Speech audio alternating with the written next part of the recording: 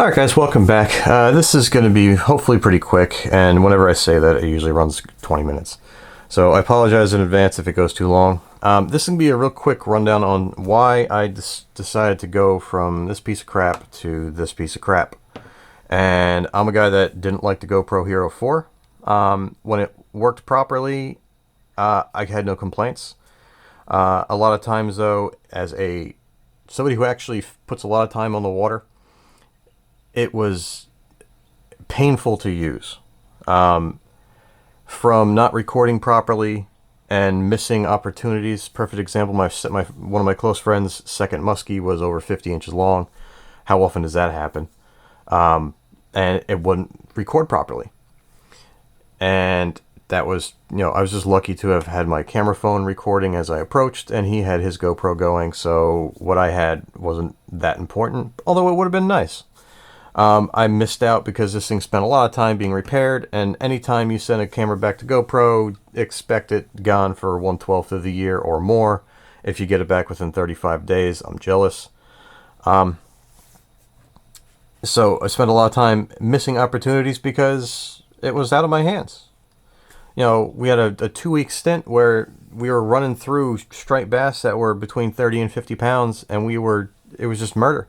Missed every opportunity because the camera came back the next week. So if I had the option to get away from a GoPro, in a heartbeat I was going.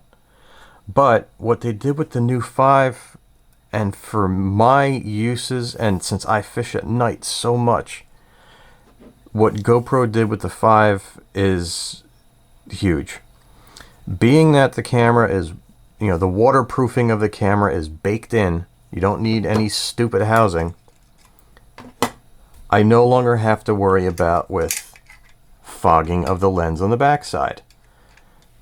Because these things get hot, and because there's such a thing as water, rain, moisture, and fog, and humidity,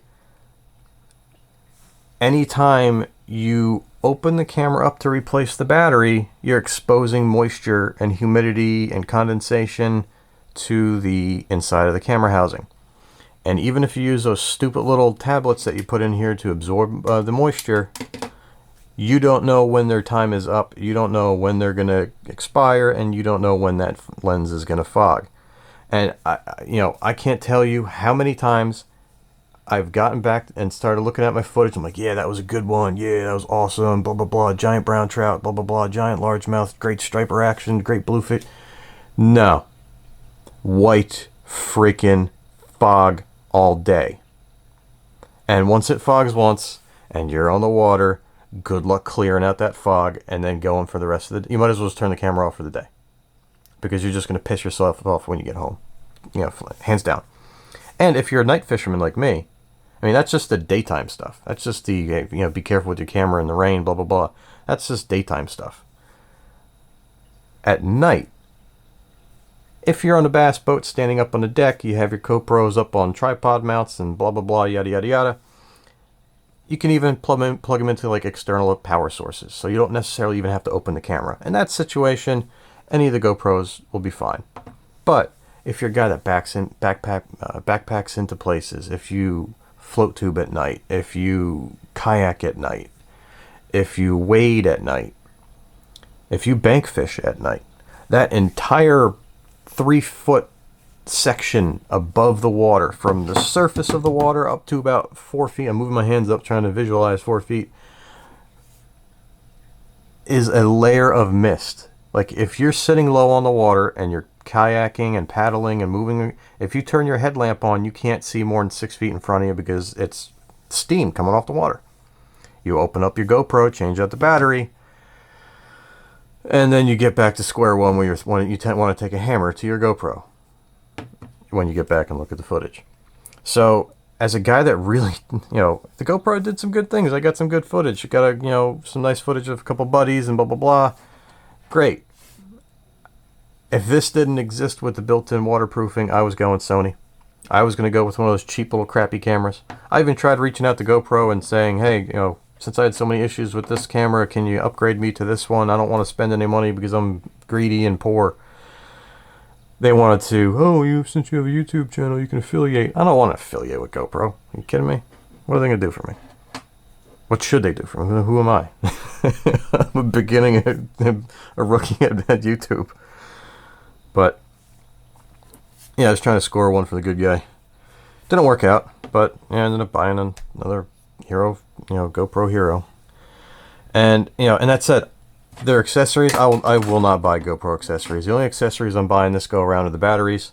Funny thing, the GoPro branded batteries on this one were the only batteries that physically broke. The little stupid tabs that kind of went around to those little springs. There's a little plastic shroud, broke. Couldn't get it back to line up properly.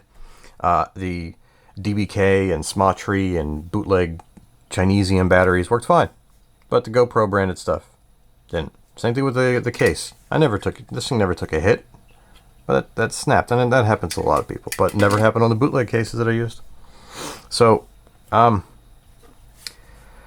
it was a tough pill to swallow when I went to this. I wanted the Sony. I'm filming on a Sony right now. I like their optical image stabilization. It works. This, no, not so much. But, hey, it's waterproof. It's baked in waterproof. I can get better audio recordings, and I don't have to worry about that stupid fogging. Guys, if you're a fisherman, if you're going to buy one of those little bootleg camera, you may even want to just go with one of the Sessions. I don't know anything about the Sessions. The video quality looks pretty good. I hear that they kind of suck. They don't have replaceable batteries, blah, blah, blah, blah, blah. But it's built-in waterproof. You don't have to worry about fogged lenses. That's well beyond worth the price of admission and the headaches that came with the previous GoPro. Alright, so I'm going to cut this short. I don't want to waste any more of your time. As I've said before, I fully respect how valuable your time is, and I greatly thank you for spending with me. If you haven't already, if you like what you saw, subscribe, and, do me a favor, and if you could, click that like button. It helps my channel. It helps people find me easier, so, hey, my goal is to help. So yeah, that being said, thanks a lot, guys.